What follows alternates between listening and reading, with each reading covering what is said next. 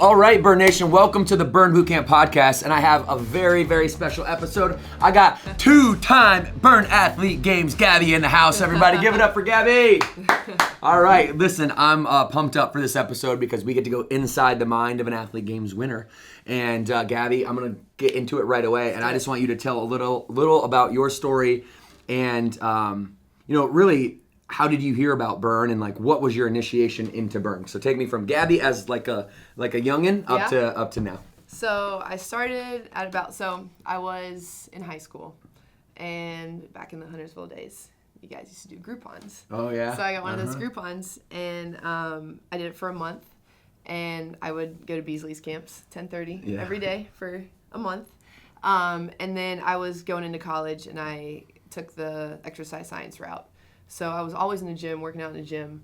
And then taking Beasley's camps, I remember it'd be really cool to maybe one day work here. Right. And then, but I never thought that's never going to happen, you know? Yeah. And where'd you go to school? UNC Charlotte. Okay. Yeah. So then after that, I got a job outside, out of college. I went to corporate fitness, at Wells Fargo. Okay. And I did that, and then I moved into the Elizabeth area. Okay. And then started going to free Saturdays when we had those. And Kyle was there at the time. Okay. And he approached me on a Saturday, and he was like, "Hey, would you be interested in possibly training?" Because he knew my background into exercise science. And then I was and he saw you throwing weights around the gym like they were feathers, and this is probably really somewhere fun in your future. Yeah. Yeah, so then I started as a PM trainer on the side, and then they were looking for a head trainer, and then I was like, this is the route I really want to go towards. Ditch the corporate fitness and then come over to Burn Bootcamp, and ever since then, it's been amazing.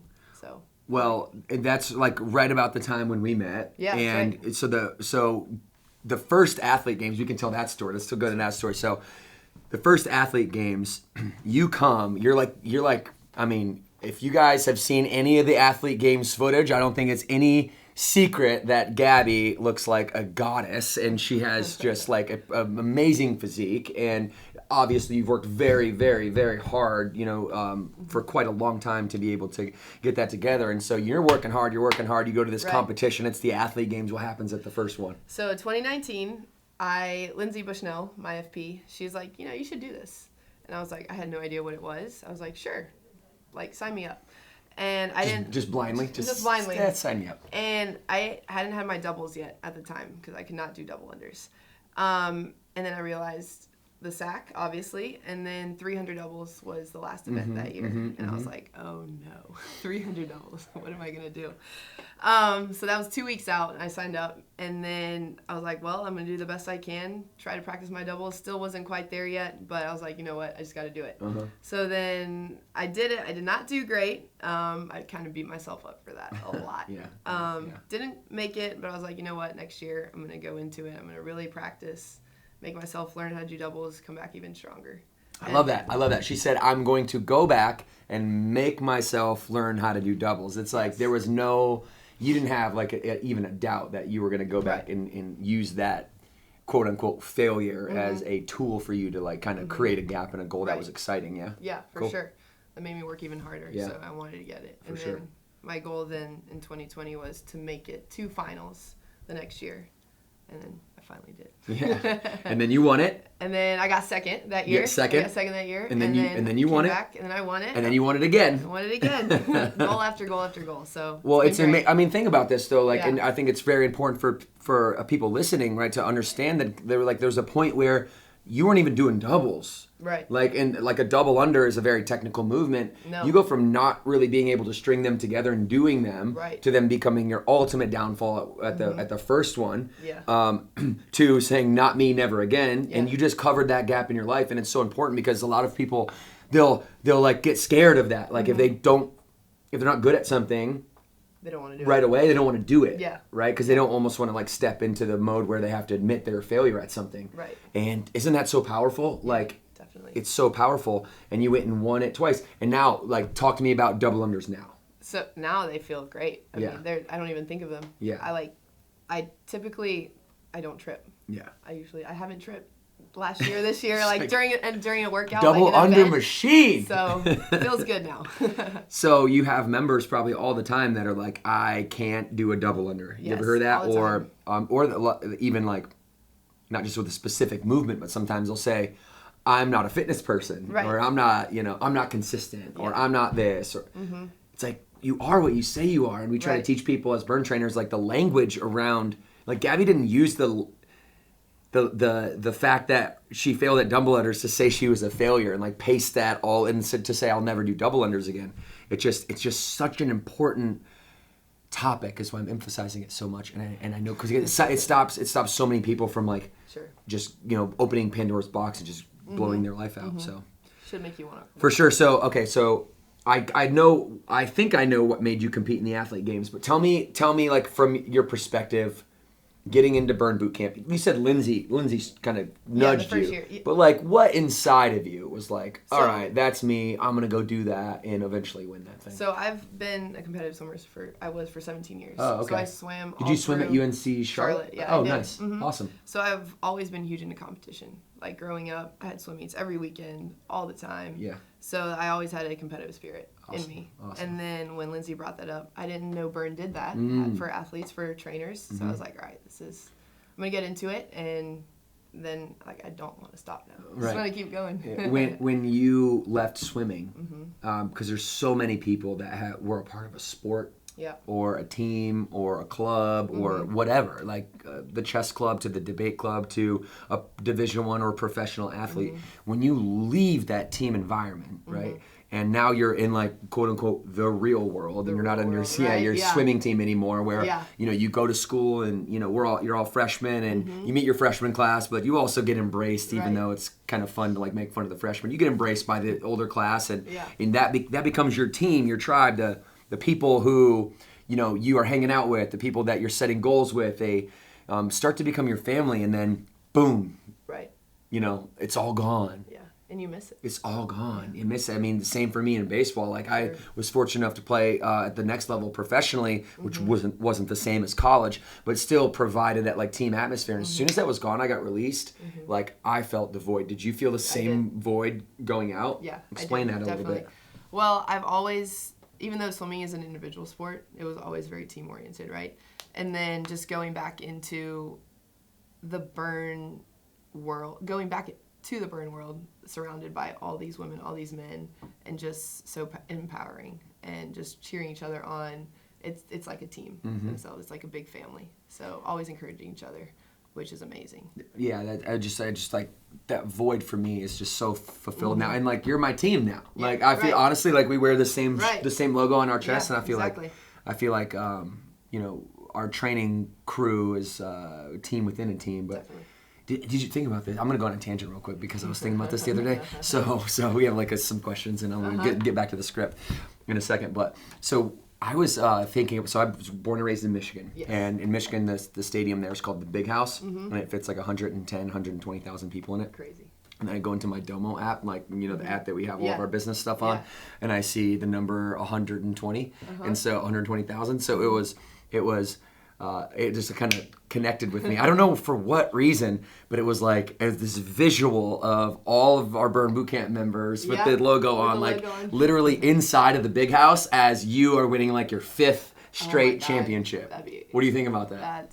I have no words. Isn't that crazy? Awesome. Isn't that a crazy visual? Yes. So like you think of the Big House and these big stadiums, and it's just like we could fit all of our members. Like if we had all of our members, we probably couldn't fit them all inside of the stadium. That'd be insane. That's crazy. Insane. That's crazy. Let's do it. Okay, we will. My job. I told the athletes at the games, because we had 250 people that had bought tickets and showed up at upstairs at Lake Norman.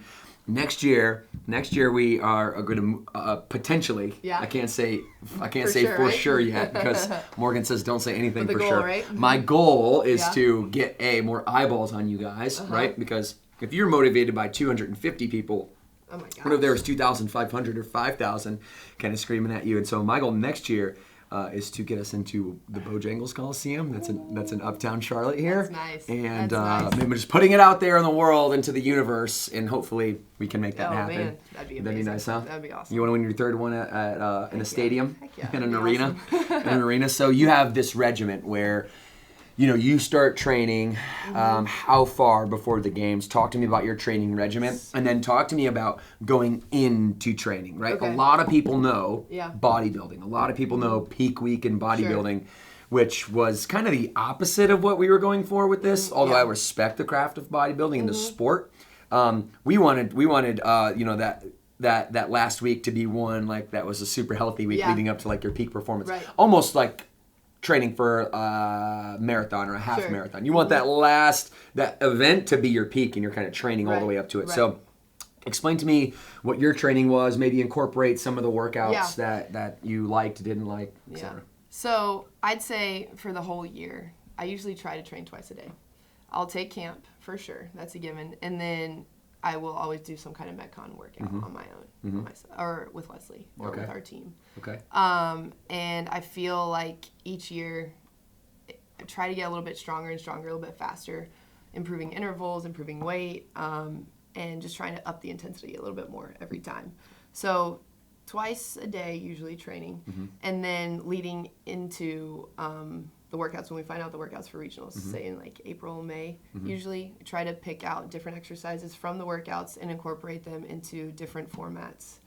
We write different workouts, if it's an EMOM, a partner chipper, whatever it may be, and just kind of sprinkle a little bit of everything in, and go from there, and then obviously run through the workouts. I'd say maybe each workout, maybe 3 times each. You run through them 3 times fully? Yeah. Okay. I take like a Saturday, and stay there with the amount of rest time we have at regionals or at finals. Oh, so you're doing like a mock event. Like a mock event, yeah. Oh, wow. We'll do that for like maybe 2 weeks before the actual event. Okay. And then take the week prior to, do you take that off? Or when you ramp up, are you trying, like, to explain, like... So like going into about a month out. So for regionals, beginning of August, laid off of strength training. And just did Metcon workouts. Okay. And then the week of, tried to, went down to 1 workout a week. Okay. Keep the intensity high. Okay. Keep it Metcon based.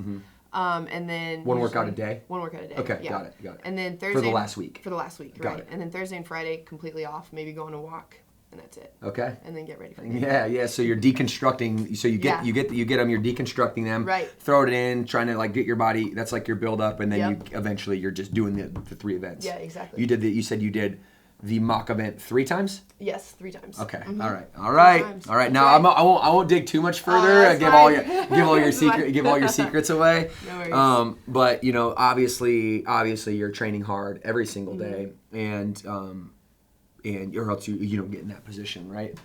Now, we were talking offline, and you were talking to me about the difference between the mental difference between the first year that you won and the second year that you won. Yeah. So tell me what we were talking about. Yeah. And really paint a picture for everybody so they can see the difference. So first year, the year before, I got second, right? And my goal was to then win. This was in 2021. So I was able to win in 2021, and then going into this year, I put all the pressure on myself because I told myself I had to match what I did the year before. So mentally, this year was definitely tough.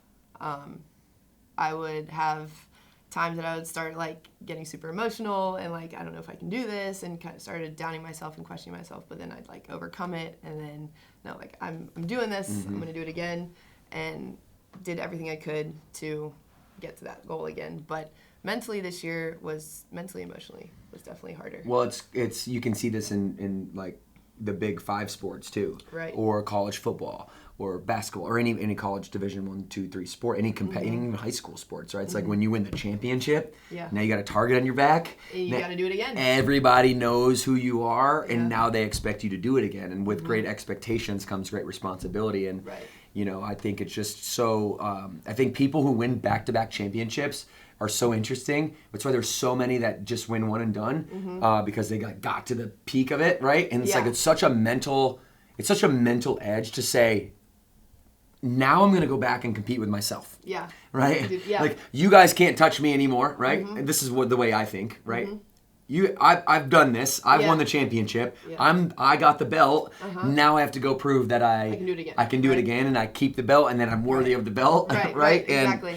And that's that competitive void Yeah. that we don't necessarily have when we are in when we leave college sports. Sure. So I think it's so. Let's take that one layer deeper. What do you think about when you're in those times of self-doubt? When you're in the times of overcoming yourself, you're in the moment, you're getting a little emotional, the pressure is getting to you, because people have pressures in their life that get to them all the time, right? We do this because we want to be a model, a role model for how to push through things physically, mentally, emotionally for all of our people out there, right? Yeah. And so what was going through your head? What is Gabi telling herself when I'm telling this myself voice that is doubting you? I mean, I've worked so hard for it. I've put all the work I can into it, and now it's just the time to show it. And I gave it all I had. There's nothing I could have done more, And I'm willing to give it everything until, Did you have a mantra, a phrase, like as you're mentally, like, I see you doing those snatches at the end. Okay, so if you go back to YouTube and you watch the live streams, you can watch day 2, scroll back to the very end, and you can watch your championship round. Yeah.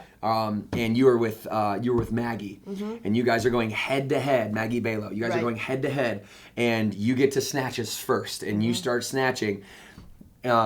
I know in that moment you're like, don't stop now, because if you stop, she's gonna creep on. What were you telling yourself in that moment? Was it literally her as a competition, or was it you not stopping? It's me not stopping and just turning my brain off and just being like, all right, I'm just gonna go until I finish. I'm not stopping. So I've always told myself that any workout, do not stop, just go until you finish, because really it is the last time you're doing that workout. You just gotta give it all you've got. Yeah, so that's. Just turn it off and just go. It was incredible. And it feels good. It was incredible. It feels good. It was incredible. I was like, this woman does not have any pain receptors. This woman is an animal. And you've been such a great role model since you stepped in. Even being like a younger woman stepping in, and you have and you do things like this in even women that are 20, and men too. I don't mean to say that and just say that you're only impacting women, but you're definitely a role model for women who are looking up to you, aspiring to do the things that you're doing. And your members at Elizabeth, obviously they were up there rooting you on hardcore because of what you've done for their life. And and maybe our challenge is a little bit different than a member's challenge. Maybe a professional athlete, expert trainer is a little bit different than but it's still me versus me. That's still where we get to is me versus me. But you didn't have to do it alone because you had Leslie with you, right? I know, that was awesome. So Leslie Eddy is the winner of our Masters division for the women. And you guys come from the same exact gym in Elizabeth, North Carolina, which is here at Uptown, and y'all got a chance to do this together. But there was no guarantee that you were winning it, right? No, but you both won it. What was that experience like? So she's been trying to make it for 3 years, right? That's always been her goal. And this year, she finally did. And then we were like, all right, it's game on. We're gonna go. Our goal was to win it together, and we both wanted it so bad. And we were like, oh, how cool would it be if we both represented Elizabeth winning 2 golds? So it was just amazing. We trained all the time together. We would coach each other, strategize with each other, help each other out. So it was awesome. It was amazing. So when you're doing the kind of 3 full mock camps, y'all are doing that right together. So you were in the same exact protocol? Yeah. So awesome. We practiced so I would go first. I do the first event, and then she'd go. So we'd watch each other and maybe be like, hey, maybe you should do this instead, or try this out. And kind of see player coaches, right? Exactly. Yeah, right. We were at regional training. Listen to me. I was at regional training in Ashburn, Virginia yesterday, or the day before. One of those days. Who knows what day it is anymore? But I came to the regional games in Mallard Creek. You guys are my people, and I kind of see listen. You sat right in front of us. I did. Listen, I just love every one of our burn trainers so much, but I was rooting for you guys and Katie Burke because I see you more, and I get to see you and hang out with you and come take your camp every once in a while and things like that. So I bring all 3 of my kids. Yep. We're just they're just eating food. That's all I can get them to do is eat food to sit still. So they're all just smashing food the whole time, and I'm watching you guys. And you guys go outside for your SAC, or a strength and conditioning assessment, and you come back in, and I'm like anticipating who's gonna win because I don't know. Yeah. Because I gotta sit and watch my kids, right? Or else they're gonna run out on the floor and spill their applesauce everywhere, and then I got a whole different set of problems.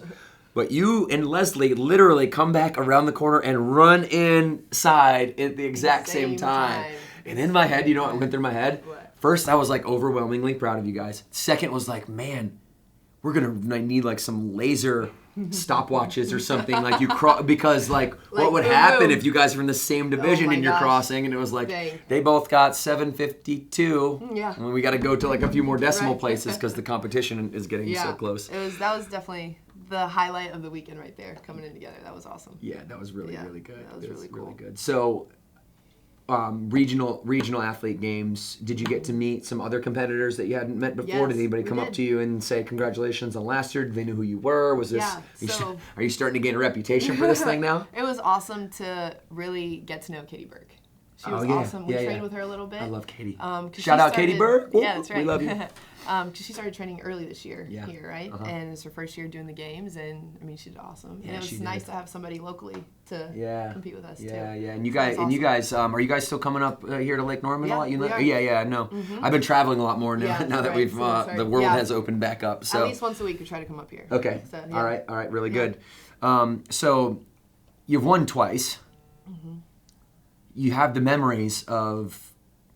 What, 4 years now? Yeah, this is 4. Not making it, making second, winning twice. Mm-hmm. It's been a journey. Mm-hmm. Is there anything you would have done differently? Do you feel, looking back, that you that if anybody out there right now is aspiring to be in the Burn Athlete Games someday, is there anything that you'd have done differently? And if not, any advice that you'd give to somebody out there aspiring? I would say, so first of all, take one event at a time. Because I remember my first year, I thought about the whole weekend going into finals, and I was like, oh my gosh, this is too overwhelming. Take it one event at a time and really give it all you've got, because it's the last time you're doing it, like I said. And then something I would do differently. So this past year on the chin, that event, every time I'd practiced at Elizabeth, I got all 20 in a row. So in my mind, I was like, I don't need to do the ground overheads. I don't need to practice them. So always practice for worst case scenario. Okay. You know? That's good. So because I got to number 18 and I was failing out, and then I was just like, I'm not going to keep fighting for it. Right. If not, I'm going to waste time on the bar. And I was like, you know what? I just got to go do my ground overheads.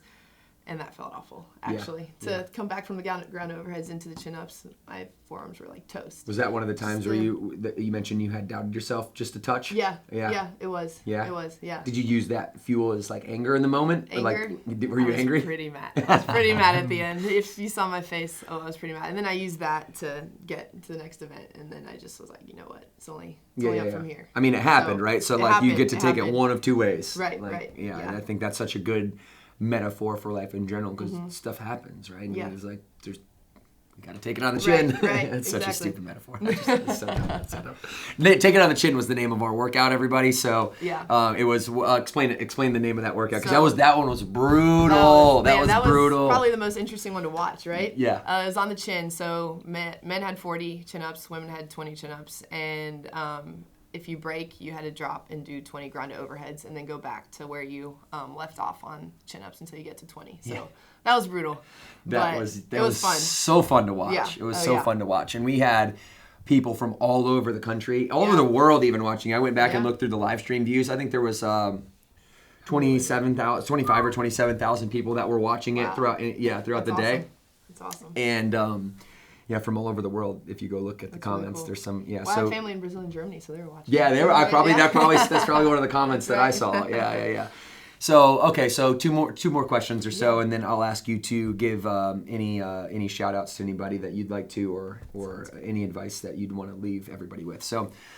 What I'm interested in, Gabby, is knowing the mindset that you're in the off season. Okay. Right, and like. As we're kind of developing the athlete games together. Yeah. If you rewind way back in the day before you got here, we did it much more like a bodybuilding show, and that wasn't really aligned with our core values. Yeah. Because we wanted to focus on what we could gain rather than what we could lose, and body fat was a big part of the old one. We didn't want to just kind of throw this goal of like just losing body fat out there to the world. Right. No, if you want to lose body fat, to each his own, right? But like let's make sure that we're doing it through a healthy mental and emotional lens, right? And I think most people don't. So we needed to start there. And so we're now this will be the next year will be the 5th year in which we've done it in this style. So our 5-year anniversary of the actual head-to-head bracket style regional competition where the top winners go to then Charlotte. And the pools are getting bigger. We just expanded into the Masters division this year. Now we have Standard and Master. And you're kind of helping me develop this because you're so dedicated to your training. I have a question on my sheet here. Are you coming back next year? So let me ask that so everybody knows. Are you coming back next year, Gabi? Yes. Okay, Gabi's coming back next year. She's going to defend that title. But what does the off season look like to you? How do you think about the off season? And is there an off season? I know. So that's enough. Go ahead. I would say I don't really take an off season. Okay. I always try to train. I keep to my 2 trainings a day. I do focus more on strength on the off season to try to get a little bit stronger. Okay. And then approaching the games, then I back off a little bit of strength and then incorporate more endurance, metcon, conditioning. When you're trying to gain strength, are you changing your nutrition habits at all? Eating more protein. Okay. Talk to me about how you think about protein in between, like right now, when you're focusing on building that strength and that muscle. So, eating more protein now during off season to build the strength and build the muscle, and then into conditioning, a little bit more conditioning season, a little bit more carbs, upping the carbs a little bit more to get you. So we tell our members 100 grams, right? At like the very minimum. Like you guys gotta get 100 grams in, especially if you're like every human that's like bare minimum, right? And so we're gonna get everybody there first, and then from everything that I read, and I'm not a nutritional engineer or a scientist, but everything that I can read, every peer-revised medical journal will tell me about 1.8 grams per body pound is about the top on average anybody can actually consume and absorb. Some things say 2 grams per body pound. I tend to keep mine at about a gram per body pound, maybe to up to 1.2 if I'm in strength season. How do you think about your protein ratio and grams of protein per body pound? Yeah. So I do 1.5, 1.8. 1.5, 1.8. So I hit about 200 grams a day. Okay. About. Good. Yeah. And what's the difference when you're hitting 200 grams a day and like you're actually getting the amount of protein in versus when sometimes you might not and get a little less? If I don't get it, I'd say about 120, 150. Okay. About if I don't get it enough. And like, do you feel the difference? I know that I really feel the difference. I do feel the difference. Explain to me what you feel, because I know a lot of people out there are like, I get like 100, 120 grams, but it's like, okay, like train really, really hard and get 100 grams or 120 and then train really, really hard and get your body weight. And you're going to see the differences in like your strength output from my perspective. Yes, do you see the same thing? Definitely. I feel a lot stronger. When I don't get enough protein in, I feel a lot weaker. I feel fatigued. I don't feel like I have much energy. So let's keep going. What about carbs? You said you play with your carbs too. Yeah, carbs I increase a little bit more. And same thing. I mean, if I don't get enough carbs, then I will definitely feel on the struggle bus. Yeah, for sure. Definitely.